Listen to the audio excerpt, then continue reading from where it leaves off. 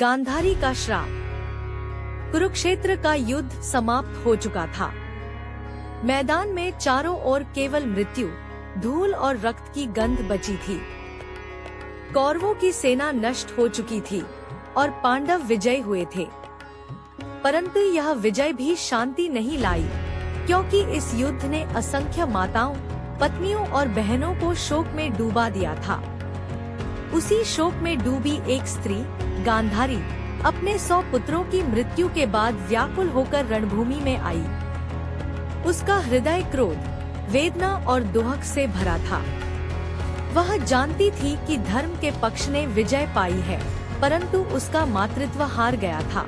गांधारी के नेत्रों पर जीवन भर जो पट्टी बंधी थी, उसने आज भी नहीं उतारी थी, परंतु उसके भीतर की ज्वाला किसी से नहीं छिपी थी। उसके साथ विदुर, धृतराष्ट्र और कुछ स्त्रियां थी। पांडव और भगवान श्री कृष्ण वहां उपस्थित थे। जब उसने अपने प्रिय पुत्र दुर्योधन का निर्जीव शरीर देखा, तो वह करुणा से चीत्कार कर उठी। हे दुर्योधन, मेरे पुत्र, तू तो मेरा गर्व था। तूने धर्म के मार्ग में भले भूल की हो, पर तू मेरा रक्त था, मेरा हृदय था। फिर उसका मुख क्रोध से कठोर हो उठा। उसने श्री कृष्ण की ओर देखा, जो गंभीर और शांत भाव से खड़े थे। गांधारी बोली, हे वासुदेव, तुम सर्वज्ञ हो, सब कुछ जानते थे। तुमने चाहा तो युद्ध रुक सकता था। तुमने चाहा तो मेरे पुत्रों का हृदय बदल सकता था। तुमने स्वयं कहा था, मैं धर्म के पक्ष में हूँ, परंतु धर्म के नाम पर तुमने विनाश को स्वीकार किया। क्या यही न्याय था?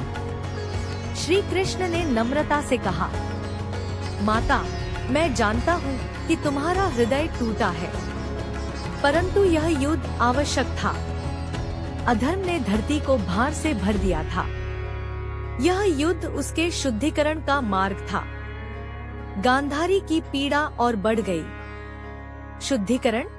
उसने व्यंग्य से कहा, क्या यह शुद्धिकरण है, जहाँ माता की कोख खाली हो जाए, जहाँ भाई भाई को मार दे और स्त्रियां विधवा बन जाए? हे कृष्ण, तुम ईश्वर हो, सबके स्वामी हो, फिर भी तुमने इस विनाश को रोका नहीं। तुमने मेरे 100 पुत्रों को मरने दिया।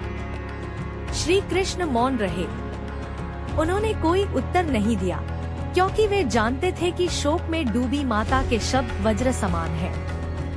गांधारी ने आंसुओं में डूबे स्वर में कहा, हे माधव, तुमने धर्म के नाम पर यह युद्ध करवाया, परंतु अब देखो, यह कैसा धर्म है जिसमें केवल राख बची है। यदि तुम सच में भगवान हो, तो तुम भी इस विनाश का भागीदार हो। मैं तुम्हें श्राप देती हूँ। वातावरण सन्नाटे में डूब गया। सबने भय से उसकी ओर देखा। गांधारी ने अपने कांपते हाथ उठाए और कहा, हे कृष्ण, जैसे कौरवों ने एक दूसरे को मारा, वैसे ही तुम्हारे यदुवंशी वंशज भी एक दूसरे के हाथों नष्ट होंगे। कोई बाहरी शत्रु नहीं आएगा, तुम्हारे ही कुल में विनाश होगा। और जब तुम्हारा कुल नष्ट हो जाएगा, तब तुम स्वयं भी इस धरती पर नहीं रहोगे। तुम्हारी मृत्यु भी सामान्य नहीं होगी, परंतु तुम्हारा अंत भी अवश्य होगा। उसके शब्द बिजली की तरह गिरे। सबके चेहरे बदल गए। गांधारी की आंखों से आंसू बह निकले। वह बोली, हे गोविंद, मैं तुम्हें श्राप नहीं देना चाहती थी, पर मेरा हृदय फटा जा रहा है। जो पीड़ा मैंने जानी है, वही कभी न किसी माता को मिले। श्री कृष्ण ने विनम्रता से प्रणाम किया और बोले, माता, आपकी वेदना मैं समझता हूँ। जो हुआ वह काल का विधान था। अब समय है कि मैं भी अपनी लीला पूरी करूं। समय बीता और गांधारी का श्राप सत्य हुआ। द्वारका में यदुवंशी परस्पर कलह में उलझ गए। मद और गर्व ने उन्हें अंधा कर दिया। उन्होंने एक दूसरे को मार डाला। अंततः श्री कृष्ण एक वन में जाकर विश्राम करने लगे।